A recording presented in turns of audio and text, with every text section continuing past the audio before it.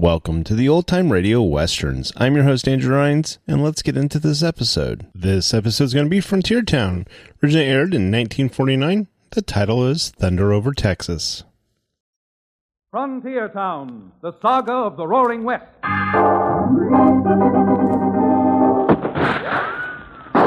Frontier Town. El Paso, Cheyenne, Calgary, Tombstone. Frontier Town.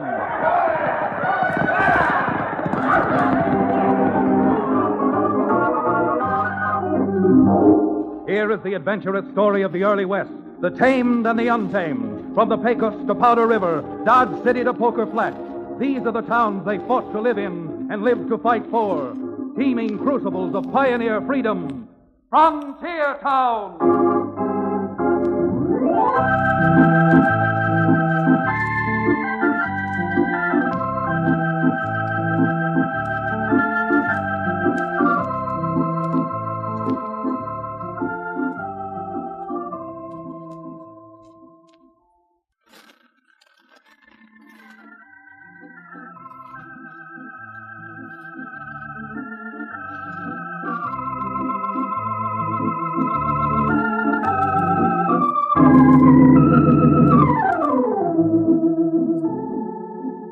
Howdy. Chad Remington's the name. Frontier lawyer is the occupation. And it all boils down to one fact. Trouble is my business. Living as I do in the cowtown called Dos Rios, smack dab on the middle of the rawhide tough frontier, I get and I handle troubles of all kinds from people of all kinds. And strangely enough, the troubles that are sometimes dropped in my lap have nothing to do with Dos Rios. Although somehow or other they have a good deal to do with the development of the West. And it wasn't too long ago I received a long letter, a desperate cry for help from people I'd never seen, from a part of the country I'd never been to and hardly heard of.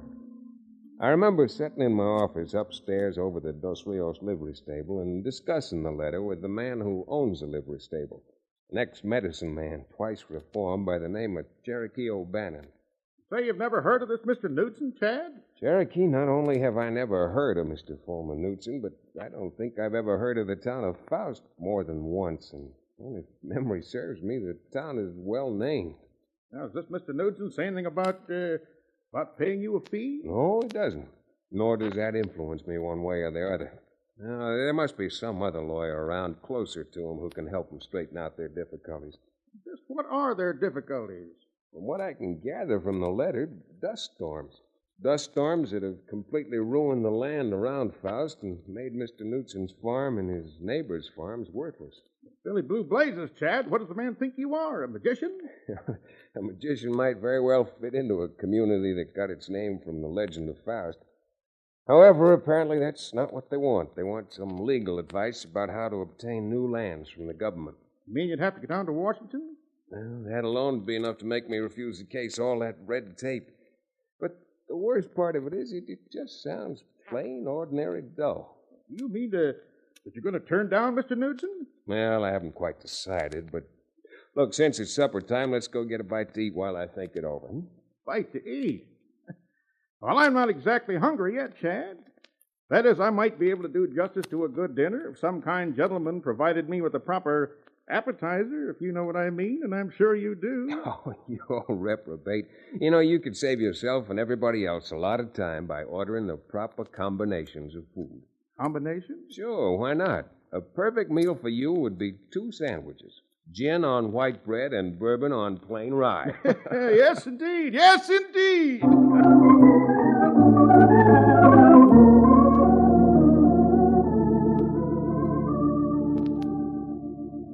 Well, during supper, I decided conclusively that I'd write Mr. Knudsen my sympathies at his plight and at the same time express my regret that at the moment other matters occupied me so that I could not come down to Faust and discuss his problems. It was dark as Cherokee and I started back for the office, and for a change, Dos Rios' little main street was suddenly quiet. You going to go upstairs and write that letter to Mr. Knudsen now, Chad? Yeah, I see no reason why not. I write it tonight, I can get it in the mail on the 8 o'clock eastbound coach. And Hey, Cherokee, is that a light flickering upstairs in my office? A light up... My Godfrey, Chad, it is a light. Looks like someone moving around in your office with a candle. We'll soon see about that. Come on.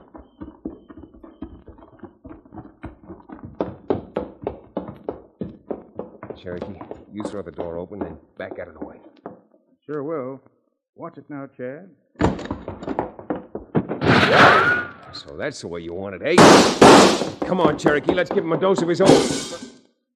Chad, what in blazes was that? He ran across the office and dived through the window. Well, let's get after him. Well, a lot of good that'll do. By the time we get downstairs again and around to the back, he'll be a quarter of a mile out of town. Oh, well, I'm going in and see if I can find not who the gentleman is, but what he was looking for.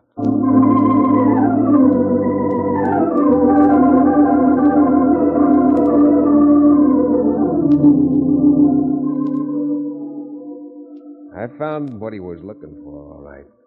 And it was no trouble.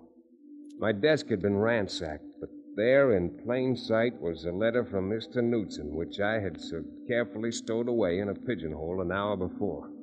It was out of its envelope, unfolded and open. Suddenly I realized that perhaps this letter from Knudsen might not be as innocent as it appeared. By 10 o'clock next morning, Cherokee and I were aboard 2 of his best livery stable horses, beating up the dust for the little town of Faust.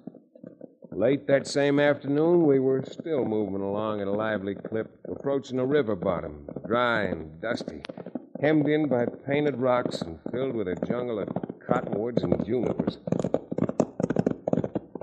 I just have to think, Chad, this name Knudsen. That's an uncommon moniker. Sounds kind of foreign to my ears. That is kind of foreign, Cherokee.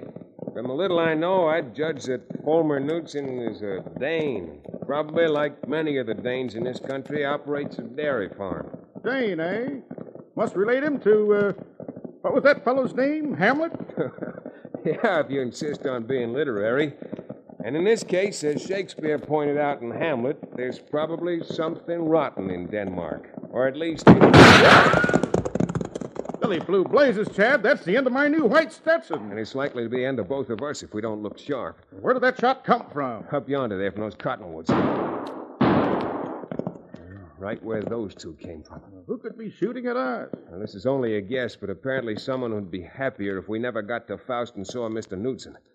From the appearance of the terrain around here, they've got their battle more than half won. Blast it, Chad. This is like being a clay pigeon in a shooting gallery. We'll never be able to ride through those cottonwoods. Now, look, Cherokee, I'm going to throw some lead into those cottonwoods myself, which ought to send them back a little, ducking for cover. When I do, I want you to knock on that horse of yours and cut up through that dry wire. It's wide open. But what'll happen to you if I do? Well, that's something we'll both find out later. Now, go on, O'Bannon. If we both get through, I'll meet you at Knudsen's house tomorrow morning. But look here, Chad, I just can't. I guess I can at that. Get up, you. Get up there.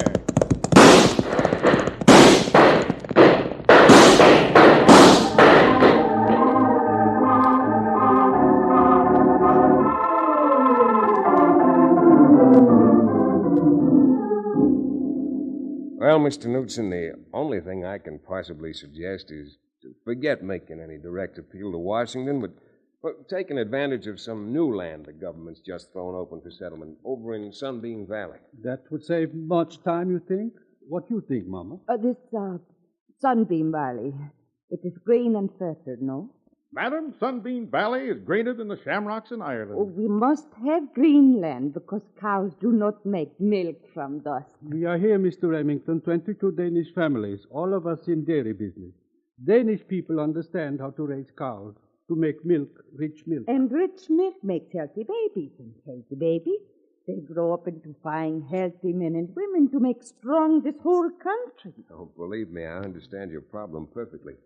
However, although the answer to it seems obvious, filing on lands in Sunbeam Valley, I have a feeling that the big ranchers who've used Sunbeam Valley as open range for years and years aren't going to want dairy farms and fences. Why should we not be welcome? Ranchers have children too, and children need milk and butter and cheese we make. If my memory serves me, there are other things you Danes make that aren't exactly dairy products. I remember drinking a delightful brandy made from cherries, which was supposed to be a Danish drink. Cherokee, I've got a good notion to quench your thirst right now with my two hands. Look, I tell you what I think, Mr. Knudsen. You gather up all of your neighbors and all their belongings and start heading for Sunbeam Valley just as soon as you can. Then you change your mind? You're not going to help us get the land? Not at all, Mrs. Knudsen. But to help save time before your cows are completely dried up, Cherokee and I'll go ahead and see the land agent the government just sent out from Washington to handle the claims and file the maps. Good idea, Chad. That way, by the time the Knudsen's and their families get to Sunbeam Valley, we ought to have their homesteads all ready for them to move in on.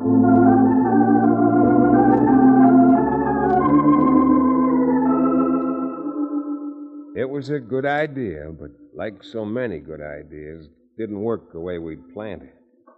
Principally because at that time, although we knew someone was interested in the exodus of the dairy farmers, we didn't know about the principal rancher in Sunbeam Valley, Doc Slavin, and his pet trained gunslinger whose handle was Cinco. No, they had plans, too. Plans they very quickly put into effect. Okay, Cinco, hold it. Here's the new land office. Right, boss. Whoa, you, whoa. If you knotheads had done what I told you to and kept that lawyer out of this, we wouldn't have to be doing this now. But, Doc, I told you how Remington... Shut up and stay shut up. Howdy. You the land agent? Yes, sir, I am.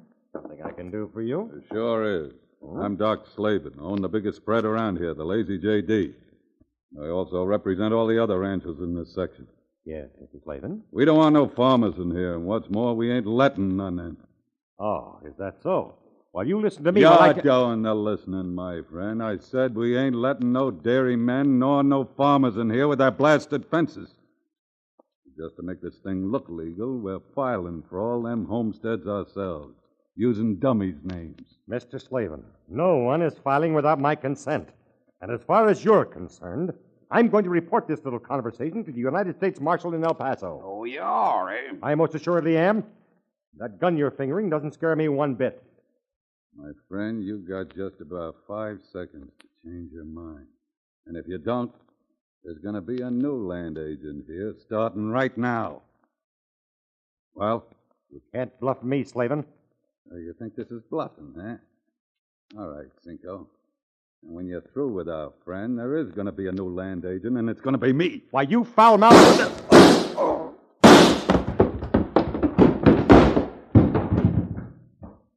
Now, take him out to the Arroyo and cover him up good, Cinco. I'm staying here and waiting for Remington. If he wants to talk to the land agent,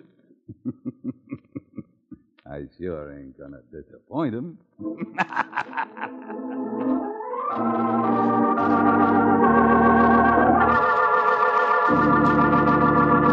We'll return to the second act of Thunder Over Texas, our exciting frontier town adventure, in just a few moments.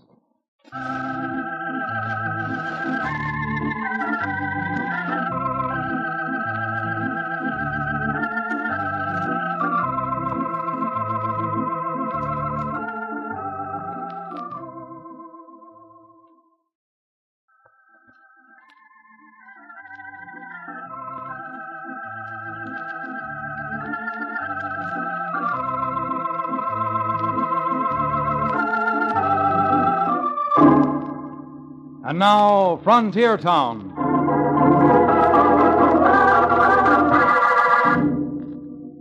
Well, as you found out, and we found out later, Doc Slavin and his bodyguard Cinco were a couple of upstanding citizens, all right. They should have been upstanding on a scaffold. But the murder which they'd perpetrated so cold-bloodedly was only half of the meanness and corruption in Doc Slavin's system. The very idea that he and a few of the cattle barons like him owned the West was a feeling that was shared by others. One which would have to be... Well, I don't mean to get on the soapbox about this, so... Well, before I start overflowing again, let's get back to where we left off. When Cherokee and I left the Knutsons, they were well on their way to rounding up their neighbors, packing their wagons, and heading up the trail which Cherokee and I took several hours before. The trail to Sunbeam Valley. Chad, I don't want to have to quibble with you, but this whole thing seems to me to be much ado about nothing. Well, maybe it is. Why any people would be benighted enough to send for a lawyer to tell them what to do when the only path open to them is to move is beyond me.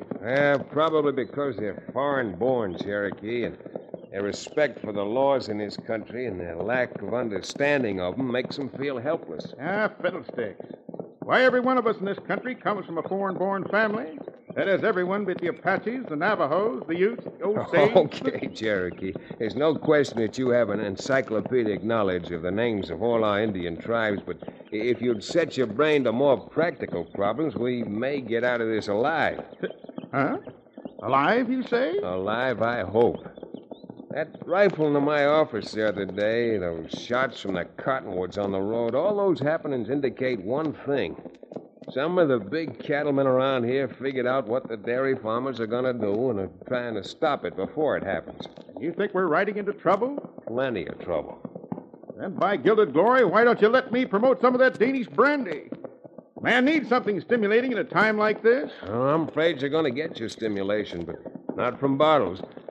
Oh, I got an awful hunch that this time the stimulation is going to come out of a holster and be served in small doses of lead. My boy, I just remember that I have an engagement back in Dos Rios. If I get through in time, I'll be happy to return here and see what I can do to help. Oh, no, you don't. Hey, you see that little American flag on the frame building right ahead? That's the federal land office for the district. All you're going to do is rein up your horse, climb off, and go with me. That's what I said. I'm sticking by you through thick and thin. Whoa there. Oh, boy. All right, Cherokee, and see if you can't stop your knees from shaking, huh? If only I had time for a swig of my rattlesnake oil. Howdy, men. Oh, afternoon. You the land agent? Well, you might say that I am. What sort of an answer is that? You either are the land agent or you aren't. Well, I'm the federal agent, but I ain't got no land left. That's what I meant. No land left? There are 130,000 acres here. You ain't meaning to doubt my word, are you? Far be it from me. I'm sorry you rode all this way for nothing. I don't think the time was wasted. Huh? What do you mean? Are you sure you want me to answer that question? Yeah, I'm sure. Now, what do you mean? Well, in words of 2 syllables, I don't believe you. I don't believe all the land's been deeded out. You're calling me a liar, is that it? Comes to the same thing. Chad, he's filling his hands. You're a pretty fast draw for a land agent, but not fast enough, it seems. Why, Nice, clean fight, aren't you? Using a horseshoe nail ring.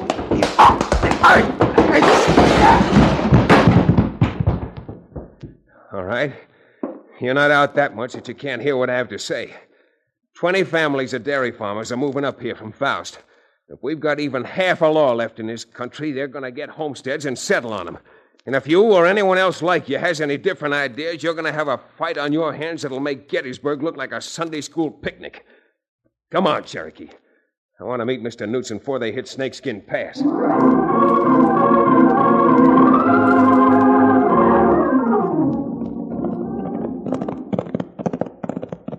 Chad, for the life of me, I don't understand what your tactics are. I'll grant you the man in that office certainly was a rancher. Not anyone who'd be sent out here from Washington. Well, I'm glad you agree with me about one thing. Why in the name of all outdoors did you tell him the route the Knudsen's were taking? Don't you realize that if he is a rancher, you'll have 100 gunslingers out at Snakeskin Pass and blast a lot of them, and us right off of the map? That, my friend, is the general idea. Now, look, suppose we prove this man's an imposter, and somehow or other he's gotten rid of the real land agent. Yeah? Would that stop the other big ranchers and the cowpokes working for them from attacking that wagon train coming in here and wiping it off the map? No, I guess not, but... I don't mind a fight. And I don't think our Danish-American friends do either. Just to make it slightly equitable, I thought it'd be a good idea to know when they were going to hit and where. But great gilded glory, man, if you think... You might as well save it, Cherokee. Because I'm saving whatever breath I've got left to talk to Brother Knudsen and his friends and to get them to play it my way. Believe me, with people like that, my job isn't going to be easy. All right, get up there, you. Come on.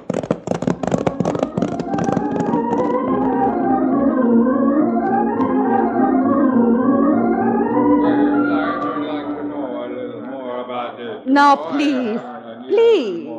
We asked Mr. Remington to give help for us, and it is only right we should listen to what he has to say. You go ahead, Mr. Remington. I'm sure everyone wants to hear your advice. Well, Mr. Knudsen, let me go on by admitting that what I'm about to suggest you're doing isn't without risk. We have already risked everything we own, everything we work for. A few more risks now. What difference does that make? Well, I suppose that as a lawyer, I should suggest settling all of this through the courts, but as a lawyer, I know that by the time we could get any court action, your herds of dairy cattle would be either dry or dead. Already our cows are drying up. If we don't soon do something, we will be worse than the cows. Very well. Now, as I told you, I'm as sure as I can be without proof that the real land agent has been killed, and the man Cherokee and I saw is an imposter, a rancher posing as a land agent. And as contemptible and ornery and nefarious no good as ever I've clapped my eyes on. And since we can't prove the crime, since to get you into Sunbeam Valley we have to defeat all the opposition, I'm simply proposing that we try to catch them in another crime and jail a lot of them for that or bury them where they fall. If it's a fight you suggest, we are not afraid to fight. Well, no, I'm not suggesting a fight, although it may turn into one. But since, if I'm right, they're expecting you at Snakeskin Pass, I say let's round up all the fuses and dynamite we can lay hands to and give those buzzards the noisiest welcome a crowd of selfish and contemptible ranchers ever had. Good. And get back on those wagons and don't stop knocking on those horses until we're at Snakeskin Pass.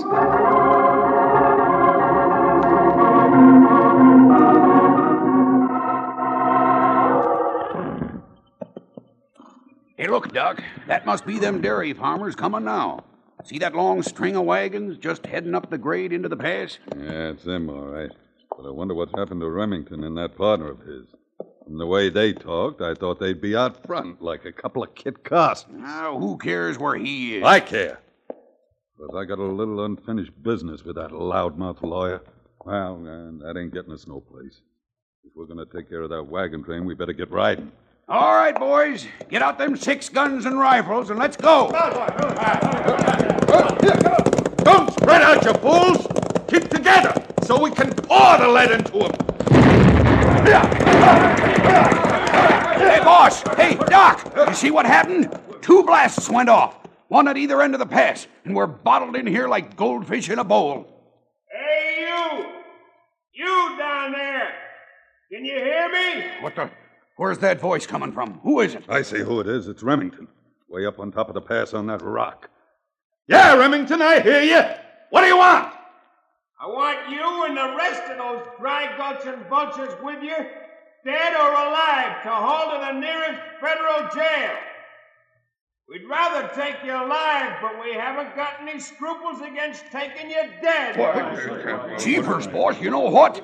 We rode into a trap. If you are going to take us, Remington, it ain't going to be alive! You're being an awful fool, my friend. The wagons are blocking the pass up ahead of you, and they're bristling with guns like a porcupine. The rest of us are up here behind the rocks, where you can't even nick us, and we've got you just like setting ducks. Your bluff ain't gonna work, Remington. If you want us, come and get us! If you think I'm gonna stand here and make a target of myself, Slavin, you got another thing coming. They start triggering them rifles in earnest, and they got every one of us plumb center. All right, it's getting dark. We're not gonna wait till we can't see you anymore. You got exactly 1 minute to drop those guns in a heap down there and start walking toward the wagon single file. Well, 10 seconds are gone now. I'm not being carried out of here feet first.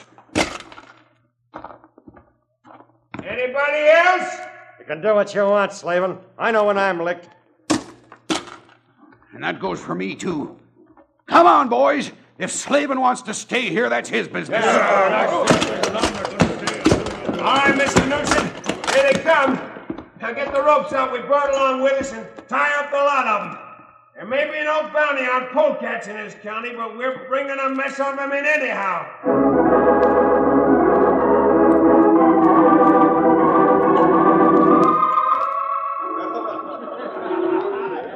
Mr. Remington, if only you come back in a few months, after we have got everything settled, then we give you a good party. Oh, Mama Newton, you don't know what a party this one is. Not only have I eaten a whole plateful of your cookies already, but I've had 4 glasses of milk. Milk? If I didn't already know that cows are stupid, all the proof I'd need would be to taste the liquid they produce. After we unpack, maybe I can find you some cherry brandy I bring from old country. That's real Danish drink. Real old-fashioned way of celebrating. Why, I'd be only Oh, too now, glad... wait a minute, Cherokee. You know you don't like old-fashioned things. Look what happened at that dance you attended the Ladies' Auxiliary gave in Dos Rios a few months ago. Oh, yes, where I met that beautiful flaxen-haired blonde. She wasn't old-fashioned. Oh, I don't know. First you danced an old-fashioned schottische with her, then an old-fashioned polka, and finally an old-fashioned mazurka. My, that sounds nice. What happened after that, Cherokee? What could happen after that, madam? After 3 old fashions, they had to carry the young lady home.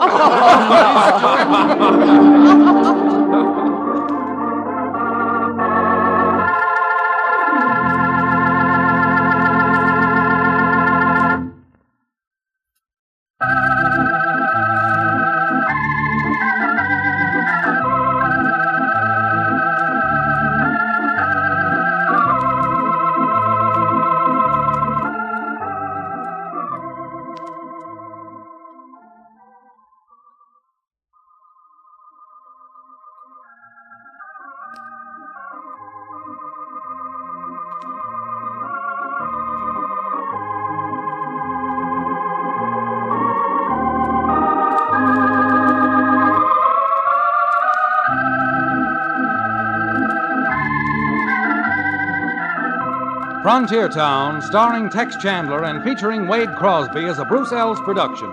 Story and direction by Paul Franklin. Music written and played by Ivan Ditmars.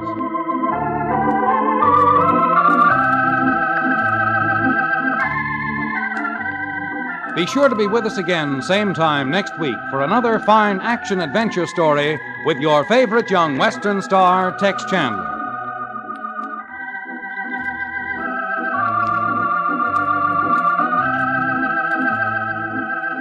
Now, this is Bill Foreman telling you that Frontier Town came to you from Hollywood.